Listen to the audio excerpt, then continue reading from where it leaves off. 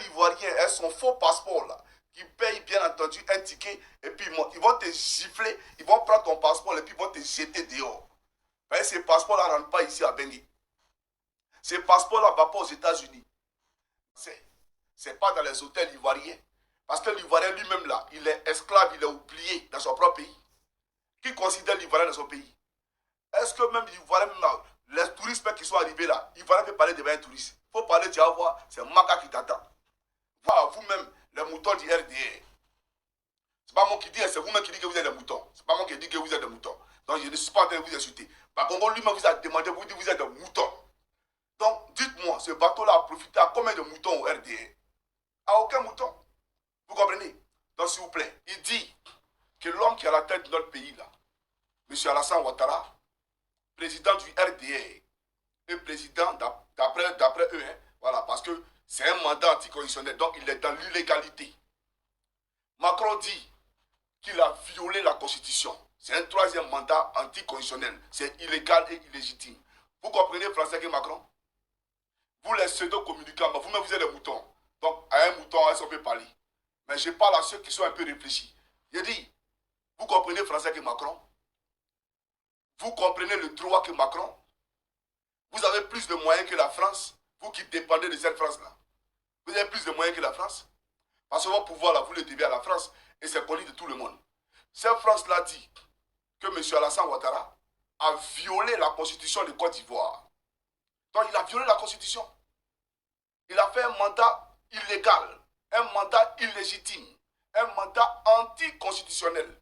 Et ce n'est pas le fait qu'il soit en même temps président d'un parti politique et président de la Côte d'Ivoire, d'accord, par violation, bien entendu, de la Constitution, qui me dira le contraire.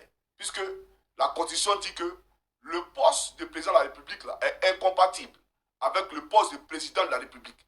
Président d'un parti politique, le poste de président d'un parti politique est incompatible avec le poste de président de la République. Donc il n'y a pas de compatibilité entre les deux. Vous comprenez? Mais lui, il est président du RDR, RHDP, et il est président de la Côte d'Ivoire. Face à Kakabi.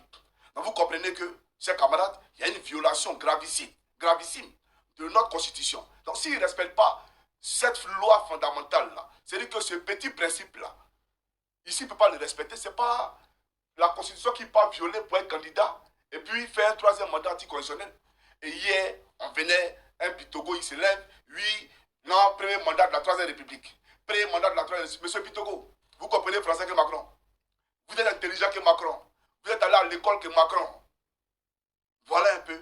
Donc je comprends aujourd'hui ce que, bien entendu, M. Bakongo disait, que oui, effectivement, c'est aux moutons qu'on s'adresse.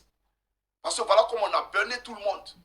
Non, premier mandat de la Troisième République. Soyons sérieux. Respectez l'intelligence des Ivoiriens. Vous comprenez? Hier, là, quand vous avez fait pomper, comment on appelle ça, Michel Gbagbo et Afi N'Guessan, j'ai la vidéo, je dis on va progressivement. Vous avez dit à Michel Gbagbo et à Afi N'Guessan, vous pensez que la Côte d'Ivoire, là, c'est votre propriété privée, c'est votre champ de cacao. C'est vous qui avez dit ça hier. Mais moi, je vous ramène la question, est-ce que la Côte d'Ivoire, là, c'est votre propriété privée? C'est votre champ de cacao. Au point où ils sont en train de comploter. Non, si Ato n'est pas là, on prend son petit frère. Vous respectez la Côte d'Ivoire. Respectez l'intelligence des Ivoiriens. C'est-à-dire que nous, là, on n'a rien à faire dans notre vie. Hein. Et puis c'est vous qui allez nous gouverner. C'est-à-dire que nous, on est nés là pour que vous nous gouvernez. Mais d'accord. Voilà pourquoi il dit qu'on va courir. Mais c'est pour dire simplement, Ato a violé la Constitution. Donc normalement, il ne devait pas se représenter. Et donc, même en 2025, il n'a pas le droit de se présenter. C'est ça la réalité. Donc un monsieur comme Ato, qui ne respecte pas la Constitution, lui veut faire des leçons de droit à ses collègues.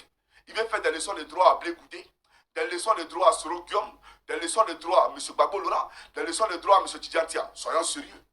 Soyons sérieux. Lui qui viole la Constitution, alors que nous savons tous que M. Gbagbo Laurent, quand il était président de la République de Côte d'Ivoire, c'est en connaissance de cette loi qui disait qu'il y avait une incompatibilité entre le poste de président de la République et le poste de président d'un parti politique. Voilà pourquoi il a laissé, bien entendu, pour être président seulement de la République de Côte d'Ivoire et il a donné la présidence du FPI à Afi N'Guessan. Hier, quand je l'ai dit, il dit en commentaire, oui, il défend Gbagbo. Je ne défends pas Gbagbo. C'est parce qu'il est mieux placé pour pouvoir, bien entendu, vous expliquer cet exemple-là. Vu que lui, il a été président au même titre que